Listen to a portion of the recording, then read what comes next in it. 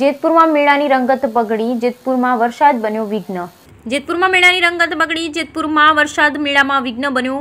રાજકોટની જેમ જેતપુરમાં પણ તંત્ર દ્વારા મેળાની રાઇડ્સની મંજૂરી નથી આપવામાં આવી। ગ્રામ્ય તેમજ શહેરના લોકો રાઇડ્સ વગર મેળાની મોજ ન માણી શક્યા।